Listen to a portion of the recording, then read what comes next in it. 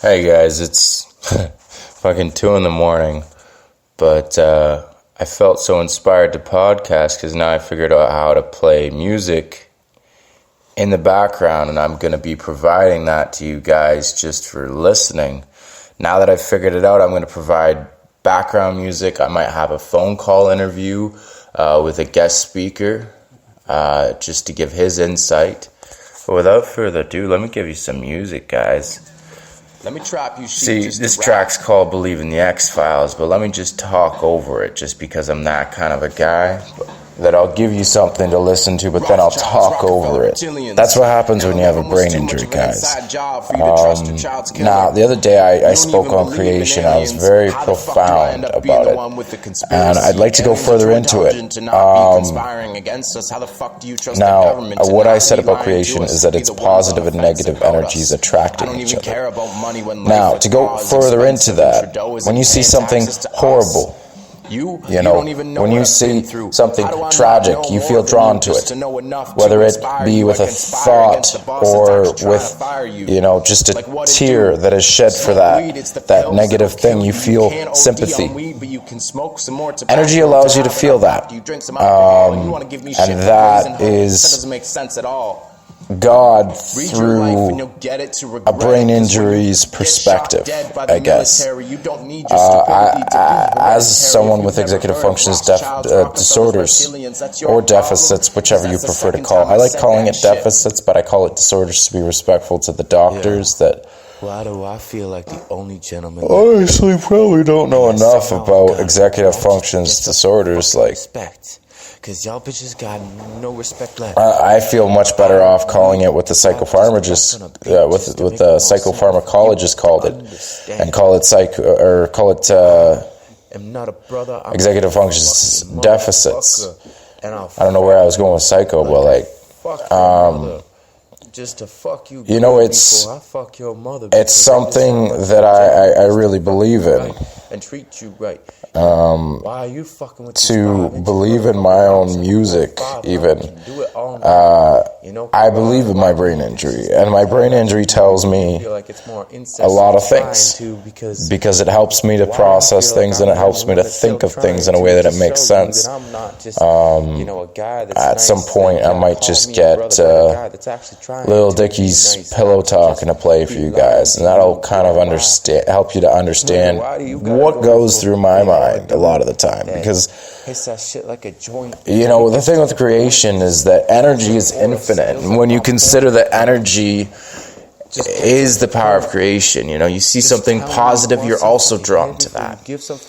That's why I'm so drawn to success, because my energy is just so overstocked that I'm allowed to just to just get there and just design my own future, because I have the energy too. I have the energy that allows me to just write my own future, guys. And it's because if we channel our energy right, and if we find a way to tap into it, then we can allow it to either make us feel positively, or we can allow the energy to make us feel negatively. And that, I believe, is the true therapy, is channeling into that energy, telling yourself something that you know is going to make you feel positive, so that you can feel positive. Positive affirmation is probably the best thing that I could have ever done for myself. And you know where I learned it? In Holmes House, which is a detox center. Go figure, guys. The one place I go to get over an addiction has the best solution. Because the thing about addiction is that it is very similar to a disability. As a matter of fact, some might argue that addiction is a disability, because with what I know about addiction, there is a lot of things that you could be addicted to. Addiction is merely just, to me, attraction to a substance, or attraction to a thing to the point where it becomes obsessive, and it becomes impulsive, and you feel as though you need something. When you feel as though you need something, you are technically addicted to that. If you feel like you need your girlfriend, then you're addicted to your girlfriend. But you know what? Maybe that's a positive addiction. Maybe it's not so positive for her. Maybe you need to control that addiction for her sake. Fight back and maybe you're addicted to eating. Maybe that's a positive addiction if you're skinny. Don't even sound like rap. But if you're overweight and you don't want to be overweight and you're trying to lose weight, not gain it, all respect to those who just prefer to gain it and just not even care about what happens to their weight, because that's up to them. That's their choice, and that's their disability. They're choosing to treat that more like a super ability. And I respect those people because they just do what they want. But if you are someone who is very healthy, cautious, then maybe eating isn't a healthy addiction for you. But it is an addiction nonetheless that can be developed if you get too used to eating. Now, I'm not talking about snacking, guys. Snacking is not an addiction. I might snack a lot, but I'm clearly not addicted because I exercise to burn those calories off. And a lot of my time is actually spent recording. So if anything, I have an addiction to recording, which is a positive addiction. Maybe not so much for me, for the money that I've spent into it, just even versus the money that I haven't spent, because I still use my phone, guys. Why do I gotta rap over a fucking speed of a bike? I still use my phone to record everything, and it's been a great recording tool because it has so many different things that I can access, and I can take so many different pictures and so many different videos, and I would have access to a wide-angle camera if I took a picture, even, and I think that's kind of cool because I might show you guys, maybe even just on YouTube, just the environment that I'm living in and what it inspires, because that is another thing about our energy, guys.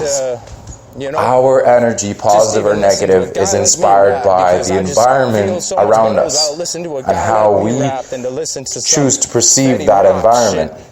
Now, I can show you guys my place. It's very messy. And you know what that inspires? That inspires my free-flowing schedule, where I will film at 2:15 in the morning, I would think it was 2:08 when I started this broadcast. But that mess in my apartment, it inspires that mess in my life that is unorganized, but it's unorganized in a way that it works for me. Because right now, all I have is downtime. So I figure, why not use it productively? However, when I start working again, this recording schedule, this broadcasting schedule, it'll change. Because maybe my apartment will be cleaner. Maybe I'll be in a more busy environment. I won't be so inspired to podcast. Maybe I will podcast when I'm working in the dish pit. I don't know if it's allowed, but it's worth asking. It's something that helps me because it makes me feel like I'm talking to people. So it might be something that I'd be allowed to do at work if it wouldn't take away from my job. But the profound thing to remember, guys, is that our environment inspires everything. Everything is always inspired by people, places, and things. That's why I inspire much more to treat myself, or my place, more like a trap, and I treat myself more like a gangster. Because they go the hardest, guys. The gangsters, honestly, they go through the most shit that I have ever seen in my lifetime, and they survive through a lot. And now there's a lot of people that can be described as gangsters. When I say gangsters, I'm not talking about your Bloods and Crips, because those are not, well, I don't want to say they're not true gangsters, but they're not the only gangsters out there. You don't have to be committing crime to be viewed as a gangster. In today's society, gangster is very generalized, and it's a lifestyle, really. And I've learned to adapt to that. especially living in a city like Brantford where it's full of gangsters. You gotta go for, a dude that I've learned to adapt to the different lifestyles, and that's why, as a rapper, I call myself chameleon, because I kind of blend in with my environment.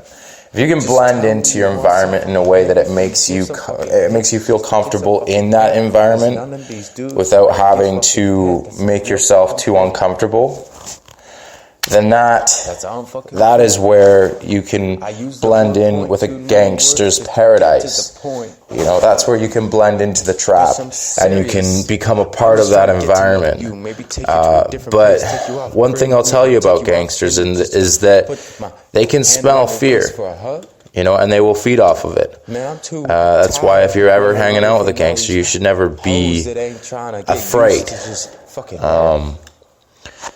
That's why I like hanging out with gangsters, because I am so fearless, and I am so much of a theoretical guy that I like to just sort of study the culture by being a part of it, just not in a way that I'm so involved.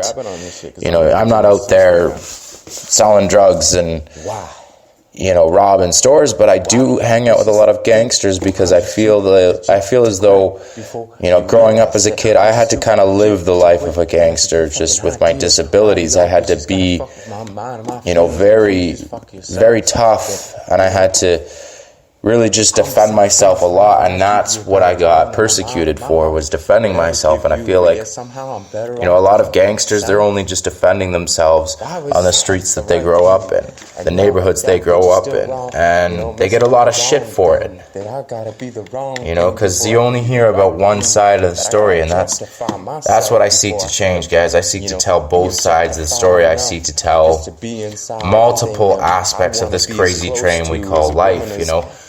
Why did we only hear about, the Dylan Roof shooting and maybe not what led up to it? The disabilities that Dylan Roof may have had. Now, I'm not saying I feel sorry for a guy like Dylan Roof, but I feel like it is careless when you try to describe even someone like Jeffrey Dahmer, and you don't look into any sort of childhood he may have had, anything that may have inspired it, and you simply just blame him because you say it was him that made those choices, and there was absolutely nothing on this earth that could have inspired that.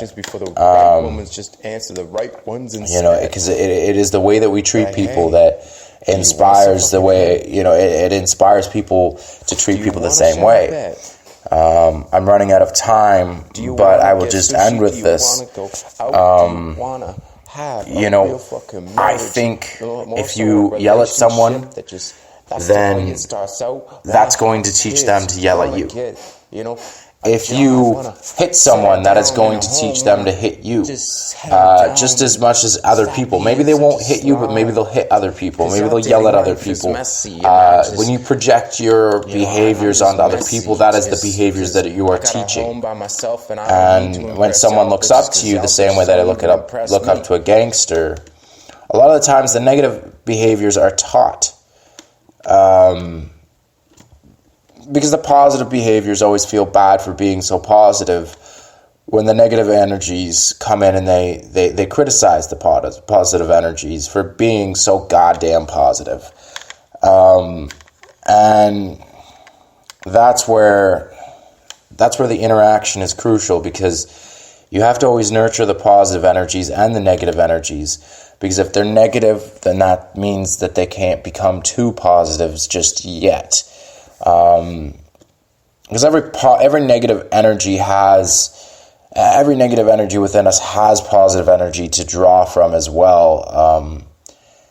We just have to look at the negative energy in the right light, and then that negative energy becomes beautiful, and that becomes positive energy, at least to us, until we make our positive energy into negative energy that feels so beautiful to that negative energy. That's where beauty comes from, guys.